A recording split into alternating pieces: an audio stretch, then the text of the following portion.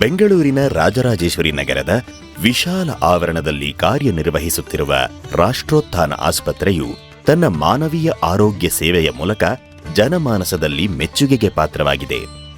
ಆಸ್ಪತ್ರೆಯಲ್ಲಿ ಅತ್ಯುತ್ತಮ ಪರಿಸರ ಸ್ನೇಹಿ ಮೂಲಸೌಕರ್ಯವನ್ನು ಸೃಷ್ಟಿಸುವ ಮೂಲಕ ರೋಗಿಗಳಿಗೆ ಅನುಕೂಲ ಮಾಡಿಕೊಡುವುದರ ಜೊತೆಗೆ ಪರಿಸರ ಸಂರಕ್ಷಣೆಯ ಸಾಮಾಜಿಕ ಜವಾಬ್ದಾರಿಯನ್ನು ನಿಭಾಯಿಸುವ ಪ್ರಯತ್ನ ಮಾಡಲಾಗಿದೆ. ವಿಶೇಷವಾಗಿ ರಾಷ್ಟ್ರೋತ್ಥಾನ ಆಸ್ಪತ್ರೆ ಬಗ್ಗೆ ಇನ್ನೊಂದು ಹೇಳಬೇಕು ಅಂತಂದರೆ, ಇದು ತುಂಬ ವಿಶಾಲವಾಗಿದೆ. ಸುಮಾರು 3 ಎಕರೆ ಜಾಗದಲ್ಲಿ ಇರೋವಂಥ ಒಂದು ಕ್ಯಾಂಪಸ್ ಇದು.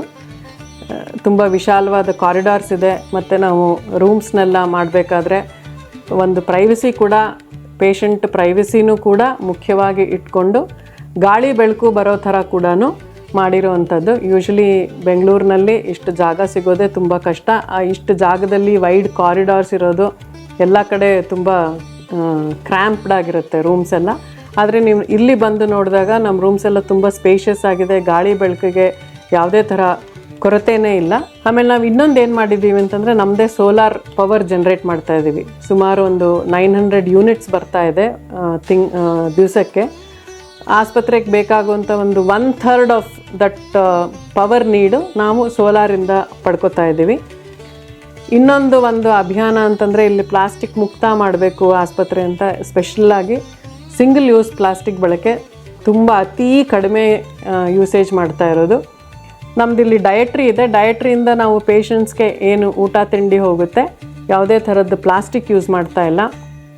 ಕಾಫಿ ಕಪ್ನಿಂದ ಹಿಡಿದು ಅವ್ರಿಗೆ ಊಟ ಕೊಡೋದು ಕೂಡ ಹಾಟ್ ಬಾಕ್ಸ್ನಲ್ಲಿ ಕೊಡ್ತೀವಿ. ಯಾವುದೇ ಥರದ ಪ್ಲಾಸ್ಟಿಕ್ ತಟ್ಟೆನಲ್ಲೂ ಕೂಡ ಕೊಡ್ತಾ ಇಲ್ಲ. ಸೂಪೆಲ್ಲ ಹೋದಾಗ ಅದು ಕೂಡ ನಮ್ಮದು ಸ್ಟೀಲ್ ಲೋಟದಲ್ಲೇ ಹೋಗುತ್ತೆ. ಪ್ಲಾಸ್ಟಿಕ್ ಬಳಕೆ ತುಂಬ ಅಂದರೆ ತುಂಬ ಕಡಿಮೆ ಆಗಿದೆ. ಒಂದು ಡಿಫ್ರೆಂಟ್ ಆಗಿರೋ ಒಂದು ಮೆಂಬ್ರೇನ್ ಟೆಕ್ನಾಲಜಿ ಅಂತ ಇಲ್ಲಿ STP ಯೂನಿಟ್ ಇದೆ. ಅದರಿಂದ ನಾವು ವಾಟರ್ನ ರಿಯೂಸ್ ಮಾಡ್ತಾ ಇದ್ದೀವಿ. ಇಲ್ಲಿ ತುಂಬ ವಿಶಾಲವಾದಂಥ ಒಂದು ಉದ್ಯಾನವನ ಇದೆ. ಅದರಲ್ಲೂ ಕೂಡ ನಾವು ಆ ನೀರನ್ನು ಅಲ್ಲಿ ಗಿಡಗಳಿಗೆ ಹಾಕುವಂಥ ಒಂದು ಬಳಕೆ ಮಾಡ್ತಾ ಇದ್ದೀವಿ.